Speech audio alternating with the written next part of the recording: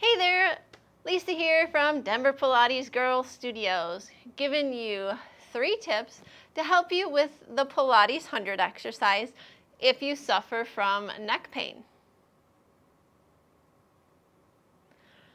Hey, welcome back.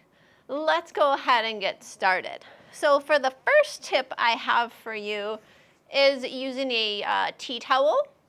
So we're going to get started by laying on your back, setting up. So this is the beginner's way. Your heels close to your butt. We're going to take the tea towel and put it behind your head.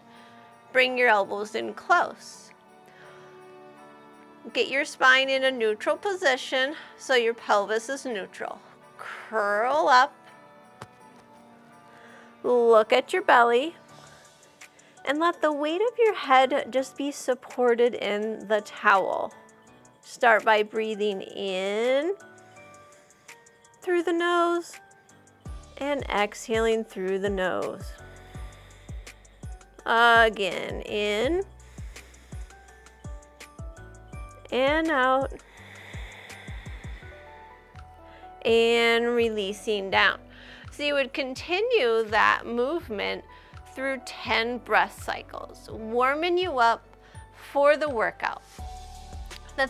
Some things you want to keep in mind is, like I said earlier, neutral spine. So a lot of people will tuck their pelvis so the bones are facing to the wall behind you, and that's not what we want. There's going to be a little bit of space under here, so if we put your fingers right in the front of your hip bones, those bones should be pointing up and not tucked back. So if I tuck them back, I don't have space back here. So get that set right so that you're in the proper position.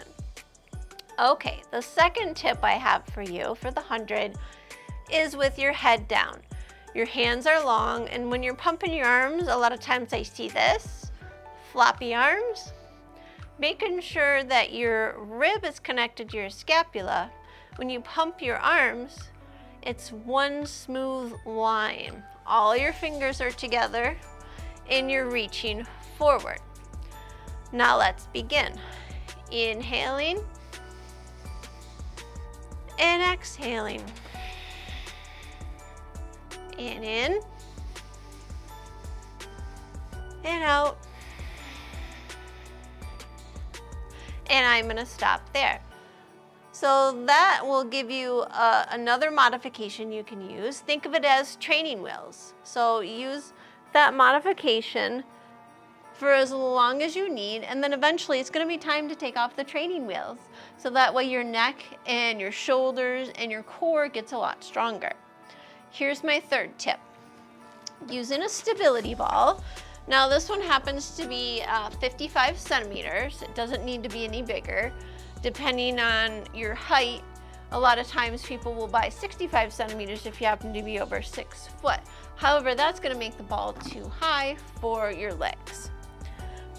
So this modification is for people who have knee issues, or maybe you've had a hip replacement, or you just have heavier legs, you're larger boned, and you can't hold your legs up here for the 100 position. So we're going to keep them supported.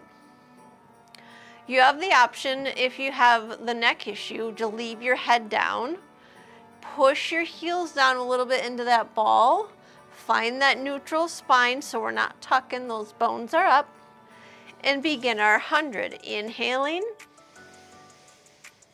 and exhaling.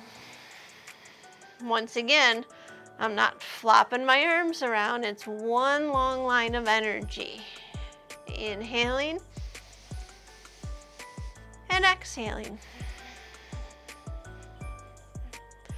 You would do that for 10 full breaths. Now 5 pumps of the arms is the inhale, 5 pumps of the arms is on the exhale.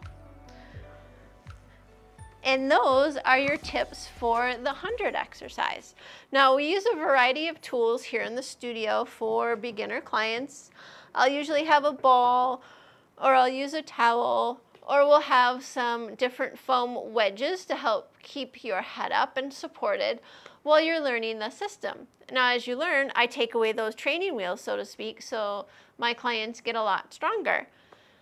I do offer some online classes that you can join us virtually, or I have an on-demand studio if you want to learn the classical version. If you have any questions, leave me a comment.